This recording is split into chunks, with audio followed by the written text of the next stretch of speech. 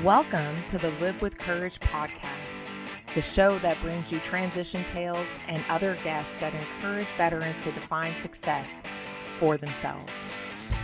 With your host, Christina Herr. Welcome to Transition Tales, a Live with Courage podcast. I'm your host, Christina Herr. Today, my guest is Marine veteran Charles Reed. Welcome to the show, Charles. I'm happy to have you here. Christina, thank you for having me. It's a pleasure to be here. So to start with, why don't you tell us a little bit about yourself? Well, I'm a Midwestern boy. I grew up in Iowa, finished high school, graduated at 16, didn't know what to do with myself, was not ready for college. After working for a few months, I joined the United States Marine Corps, spent 4 years, 2 years overseas, 6 months in Vietnam. When I came back, I was stationed in Kansas City. I met my wife, Ruth, and married her. She had 5 kids when I married her. I claim insanity, but it was, we were married for 45 years before she passed. After service, tried to find a job, found then, and we'll talk about this more, I'm sure, like now, that a lot of businesses didn't understand the value of a military background and military experience. Even though I was trained by IBM as a computer programmer and systems engineer, they didn't value that. So I went to college and got my credentials, my BBA, my MBA, sat for and passed my CPA exam while still in graduate school. Went to work for corporate world, spent 15 years slogging in the corporate world, realized I was never going to run a corporation, a major one, because I didn't have the political skills. I was unwilling to stab people in the back and toss them off the ladder. So 30 years ago, last month, Ruth and I started our own business. And Wow. Here I am. So I know you transitioned, quite a few years back, but I'd like to know kind of what was that transition experience like? Like, how was it like getting out of the military around that time, post-Vietnam? Well, this was the Vietnam era, and we were not well thought of by the general public. Nobody was saying thank you for your service. I came back from Vietnam and went to go see my then current girlfriend, who I'd met overseas. She was a dependent daughter, and she was at the University of California, Davis. And this was October 15th, which was the big moratorium against the war day. I put on my dress greens, borrowed my friend's car, drove up to Davis, and went to go find my girlfriend. So I walked to the administration building. You've been on a college campus, big wide sidewalks. Right. Class changed in the middle of me walking to the administration building. Well, I'd heard all the stories about people spitting on uniformed people and calling them baby killers, all kinds of things. And I was perfectly ready to, if somebody spit on my uniform, to tear their head off and piss down their neck. And as I walked down that sidewalk in my dress greens with all my ribbons and badges, the sidewalk just parted in front of me. Nobody would get within 10 feet of me as I walked to the administration building, which was probably a good thing. I don't know what I looked like. I wish I could recapture that look, because I scared the hell out of all of them. Properly so. I was days back out of combat. I mean, literally days, not even a week out of combat. So I didn't care. I really had no care. And so I found my girlfriend, and then 2 months later, she dumped me, but Not everybody can be with a Marine. No, her father was Army. So, I mean, there you go. That explains it. Did they have any type of programs to help you transition out of the military? Did the military offer any type of transition assistance at all? No. Nothing. No, they were just like, thank you, bye. Here's your paperwork, goodbye. Wow. Really, absolutely nothing. No, and nothing was set up at the VFW or the American Legion or anything else to try and help us. It was, you're out on your own, go find a job, go to work, pay your taxes. There was no help whatsoever. I've been working the last few years. I've been on the board of the Veterans Coalition of North Central Texas. And we do a lot of that to help veterans transition and adapt and so on and so forth. And I think it does good work, but it is a much newer thing than it was then, because it just didn't exist. You just, when your time was done, you were done, and you were supposed to get yourself back into civilian life. I am grateful beyond measure that I was married. Okay. My wife kept me, and the kids kept me grounded and moving along, moving forward, knowing I had to put food on the table and provide. So it was good that I had a social organization, my marriage and my family, to help keep me grounded. I don't know what I would have done without that. In fact, I seriously was considering joining a mercenary group. I was a computer expert and a Marine combat veteran. I was in high demand. And Ruth, to my everlasting gratitude, said, "No, you're not doing that. You're staying with me." Or I'd have been dead in some ditch in Africa in all probability. Yeah, possibly. So over the years, like, what kind of challenges have you faced, and how have you progressed through your military transition? Because I firmly believe that I don't think we ever finish transitioning. I think we continue to progress. And even if you aren't military, you're continuing to go through different transitions in life anyways. So how has your transition progressed? Well, obviously, from military to marriage, to being a parent, to being in business, to being a boss, losing my wife, losing one of my daughters to cancer. There's all kinds of transitions. Life is a journey. It's not a destination.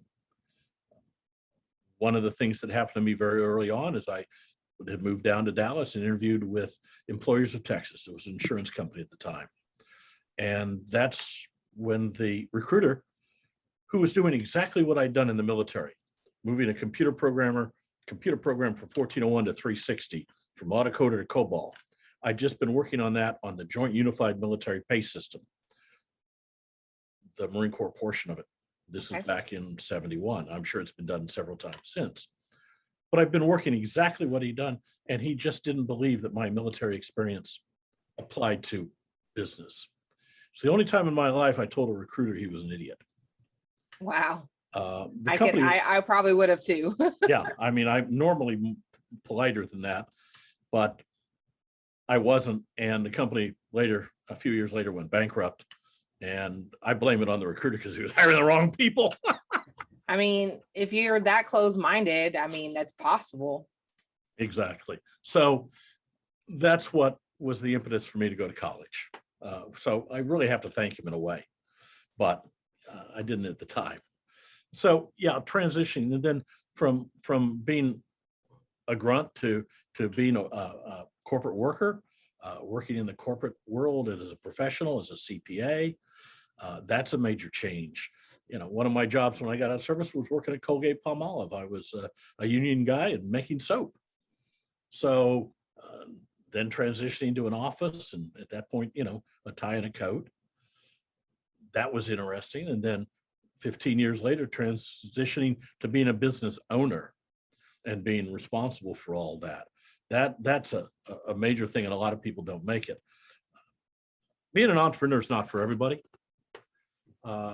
If you have the personality and the skills, I love it. It's great. You work hard. You know, when you start out, it's 70, 80 hours a week, and it will be for a number of years before you can take a vacation. First 10 years in business, the only vacations Ruth and I took were if I had to go to a conference someplace, I'd take her with me. Yeah, a lot of entrepreneurs that was our vacation. Yeah. So after about 10 years, we got better, and we were able to do a few more things and hire some people and take off some of those hats and delegate responsibilities. But my military experience has been very valuable in business. Marine Corps, as in really in the military, it's mission, men, and self. So you accomplish the mission at whatever cost. The next thing you do is you take care of your men, your personnel, and then you take care of yourself.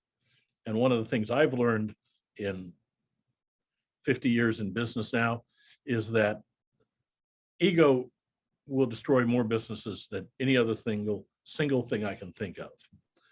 If you don't park your ego at the door, you can destroy your own business. And I've seen numerous ones destroyed because people thought they were smarter, better, more important than their staff or their clients. And that's a great way to go under very quickly. You don't have a business without those two things. Exactly. I had a boss who would take us outside about once a year and point out that the name on the building was his name. That actually was his father's that he inherited the business from. And then if we didn't like that, we didn't need to come back inside. Well, when I finally left, he went bankrupt. He also went bankrupt about 6 months later. The sales manager and the better half of the sales staff left in mass to a direct competitor and took all their clients. And 60 days later, he was in bankruptcy, never recovered because he was stupid. He let his ego get in the way. He thought he was better. So I try to avoid that. Yeah, of course. So as you were looking before you became your own business owner, how did you convey your value as a veteran to those companies? You don't. You don't? I wish you could. To those people you work for that have been veterans or are veterans, excuse me, they understand. When I joined the Marine Corps, my father and I went up to Chicago for a good dinner and a night at the Illinois Athletic Club and a massage and so on and so forth. My father was a Navy officer during World War II. And one of the things he said to me that stuck with me ever since about military experience and about combat was, if you've been there, no explanation is necessary. If you haven't been there, no explanation is possible. Veterans understand veterans. Non-veterans do not understand veterans. You know, that's a key point with something that I was actually researching about veteran unemployment, is that we need more veterans to start businesses because veterans hire veterans and they understand the type of environment we need to work in. They understand our value. They value us, you know, they know our worth. So there's been a lack of veteran businesses that have, you know, veteran businesses being started is actually going down over the years. So of course, less veterans are being hired because, like you said, if you don't know, if they've never experienced it, because I've tried to explain it too in interviews and they don't get it. I had somebody ask me what systems I've used for project management. And I'm like, I've never used any software. And they're like, well, how do you know you can do the job? I'm like, I'm a veteran. I'm like, we get the job done. It doesn't matter. I've taught myself so many different applications by myself. I've never went to class to learn any of this stuff. You accomplish the mission. Yeah, you get it done takes. no matter what it takes. Exactly. So, and they didn't like my answer. That and as a veteran, you have shown that you are civic minded. You have offered to place your body between your loved ones and the desolation of war. Whether you're, and this goes for every veteran, those who work in the office and in supply and everything else, they've volunteered, they've offered. The fact that they don't go out in combat doesn't mean anything. They're veterans. They took the same risks. They took the same responsibility as every other veteran. And they have a sense of civic duty that non-veterans, for the most part, don't have. So I can see that as well. So because you were in combat and you did mention PTSD in the form that you filled out, did you want to talk a little bit about that and how you've had some of the challenges you faced with that and how you've been able to work through that? Again, I am so grateful for Ruth that helped me overcome a lot of that, because I don't like crowds. I still don't like crowds. When we would go to movies, we'd go to matinees, the afternoon matinee type thing, where there wasn't a crowd. I don't go to big crowded events. I get, to this day, I get very, very uncomfortable in crowds and noise and so on. But and the kids, my youngest, my two girls were the youngest. They learned that if they had to wake up daddy, they would come in and shake daddy's foot. Okay. And then back off, because daddy might just grab them, Right. not thinking. So they helped me tone down some of my combat reflexes. Though I guess we'd been 7, 8, 9 years out, and we were moving one evening, and my daughter, who was 14 at the time, decided she'd surprise me and snuck up behind me and went boo. And the next thing she knew, she was up against the wall about a foot off the ground with my hand around her throat. Oh no. Because she surprised me, and it was still Right. combat reflexes. And it happens. And they just didn't have we complain about the resources we have now. But they did not have the resources, and not just the resources, but even some of the research that we have, Right. And I defend the VA on the fact that they are trying to get better, but there are just so many veterans that need help. They just can't, it's hard to help us all with the mental health challenges. Yes.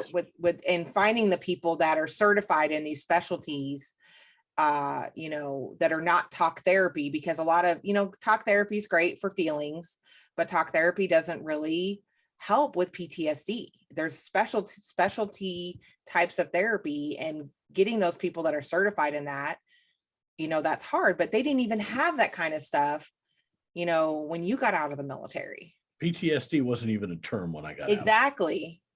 Okay. What was it called? It was called shell shock. Shell shock. Yeah. Still left over from World War II, World War One. Right. And it wasn't talked about. It wasn't an acceptable mental condition. It just wasn't an item to be discussed. You just lived with it. More than once when I first got out, the card backfired and I'd dive under a table. It was just reflex. You learned reflex. Loud explosions mean loud explosions and shrapnel. Get your ass under cover. Right. And the fact that your family was so patient with you, though, I think is a beautiful thing. That they knew you had this going on, and they stuck it out. Like, what a beautiful thing. Yeah. I had a good marriage. Not perfect. Anybody who says they have a perfect marriage also lie about other things. Okay. So it was a good marriage. We were married for 45 years before she passed. And I am eternally grateful to Ruth for being as patient as she was. She was 10 years older than I was. I would say this, I'd say it in front of her, is that, she got herself a boy toy and raised him up right. So it was a good marriage, and she was critically important to me maturing and growing and transitioning and succeeding. So a good partner in a marriage is a real blessing. I have absolutely believe that. Yeah, that's one of the things I talk about, is having a good support system, whether it's having a great spouse and having, like, my children are my support system. Mm-hmm. I feel guilty about it sometimes because they're my children. I'm supposed to be taking care of them. but they definitely are a great support system to me, especially because 3 of them are adults now. So As you transition through life, your relationship with your children changes. I found this with my daughters. As teenagers, they and their mother and I had all kinds of conflicts. But as they reached their mid to late 20s, my wife and they became good friends. And my daughter, my youngest, lives in the area, and she still takes care of daddy occasionally. I've been sick, and she's come over and taken care of me. So, and she'll probably be the one to take care of me when I get old and decrepit. So, life transitions. It's as you and your podcast. It's always transitioning. It is. Yeah, my middle one has already claimed me as an older person. She said she'll change my diapers. So well, yeah, my youngest said she was going to pick up my nursing home, and I said absolutely not. Oh no, she's not going to put me in a nursing home. She's gonna build me a tiny house in her backyard. That's what she said. So my grandkids can come visit me. There you go. That sounds good to me. So what kinds of advice, though, do you have for transitioning service members or even veterans that have been out for a while? Like, I've been out for a while. I'd love to hear some advice. Well, and I stole this one from Bill Gates before some of his current troubles. People will overestimate what they can accomplish in a year and underestimate what they can accomplish in a decade. It's not a sprint. It's a marathon. It's a journey. And every journey begins with the first step, and you take the second and the third and the fourth.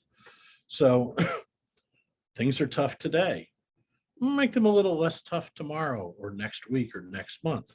Work at it every day. The transition is a transition. It's a journey. It's not going to happen overnight. Mine didn't. It probably took 4 or 5 years before my combat reflexes really calmed down.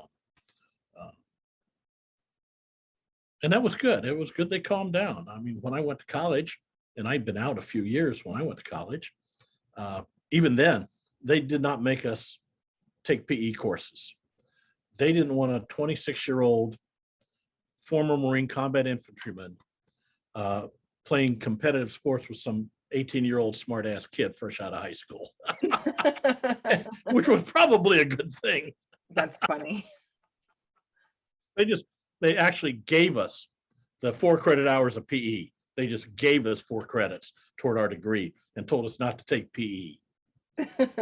But it's all about learning and experiencing and growing and getting better at what you do. It's not going to happen overnight. Read, study, listen, learn, talk, experience. All these things work toward making you a fuller, more rounded person, better able to deal with the world and your family and your customers, the government. Oh God, I deal with the IRS every day. Oh no. I've gotten pretty good at it. It's like playing high stakes poker with somebody else's money because I'm dealing with it for my clients. Right. And even then, I tell you, I tell my clients not to talk to the IRS because they'll get upset and lose their cool and say things they shouldn't. Well, here about 3 months ago, the IRS had screwed up on my taxes. And I found myself on the phone screaming at this agent, calling him names, telling him he was ignorant and stupid, that he didn't know the law, and he didn't. And where the hell was his boss? And in the back of my mind, it's going, Charles, don't do this. It's not productive. But I'm doing it nonetheless. So I have not journeyed sometimes as far as I wish I had. Hey, I tell my kids all the time, fear and grief make us do some crazy things. Yep. It does. So like you're talking about like these, it's a journey and I, that's what I try to tell myself as well, take small steps, be better than I was today. even if that means just getting up and taking a shower. Because some of us, we struggle with depression. So, you know, just taking a shower is like this amazing feat for some of us. And to celebrate those little wins, you know, working on my dissertation, I'm taking it piece by piece, which is something I'm not used to doing. I'm used to taking care of everything at once. It's just how I work, but I'm having to do it piece by piece, and I'm learning patience.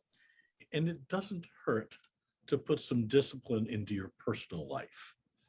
As you were in the military, you were up at a certain time, you had certain things to do, certain clothes to wear, certain tasks to accomplish.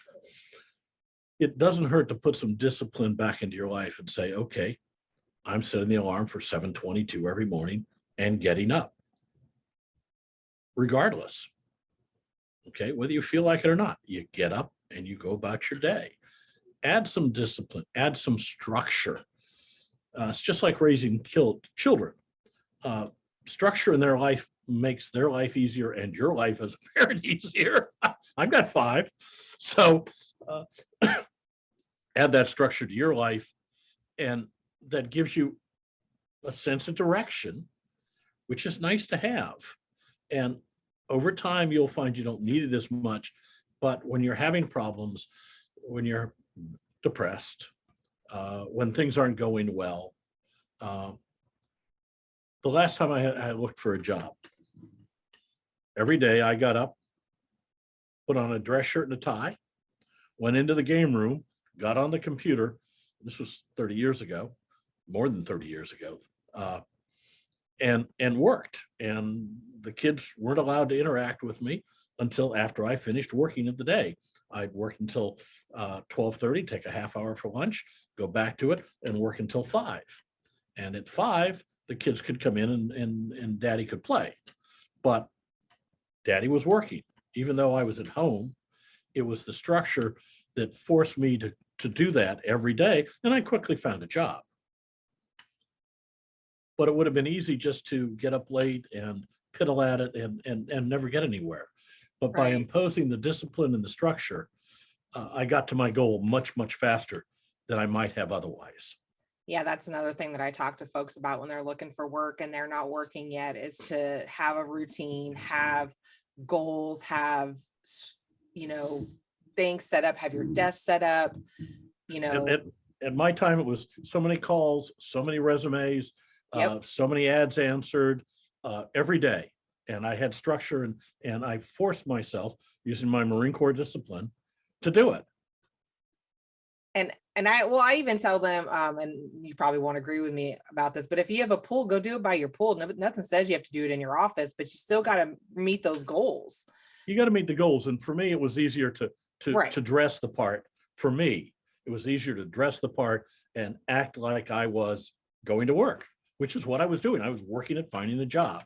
So to me, it was work, and the discipline and the uniform and so on all made sense in the accomplishment of those tasks and goals. It worked for me. If the pool works for you, great, as long as you hit your goals. Yeah, my brother used to make fun of me when I was looking for a job because I moved here and lived with him, and he had a pool. And he's like, "You're always by the pool." And I'm like, "But I'm out here applying for jobs. Like, what does it matter where I'm at?" Exactly. It works for you. It works for you. Just find something that works. Exactly. And if what you're doing doesn't work, do something else. Do something else. Yeah, do something else. Oh my goodness, this has been great conversation. Just your experiences of honestly your positivity, and has shown through that. I feel like anybody listening to the podcast that might be struggling will say, you know what, if he can do it, I can do it. People ask me, how's your day? How you doing? And I said, the sun came up this morning and I got out of bed. It's a good day. Any day I can get out of bed, it's a good day. And that's how I feel. And that's something I cultivate, is positivity. Because if you can't laugh about it, you just have to cry. So you might as well laugh. It's a lot more pleasant for everybody. Definitely. And if you got to cry, and then go laugh about it. Laugh But about that, it. you said cultivate. You have to cultivate that positivity. It's not that you ignore the negative. And that's what I tell people. You're not ignoring the negative in your life. You're just adding positive, so it's balancing things out. Absolutely. Happiness is a choice. Your choice. Nobody else can make you unhappy. Nobody else can make you happy. You have to choose to be happy. And if you choose to be happy, you choose it, you will be. And happiness is much more fun than the alternative. So I choose to be happy.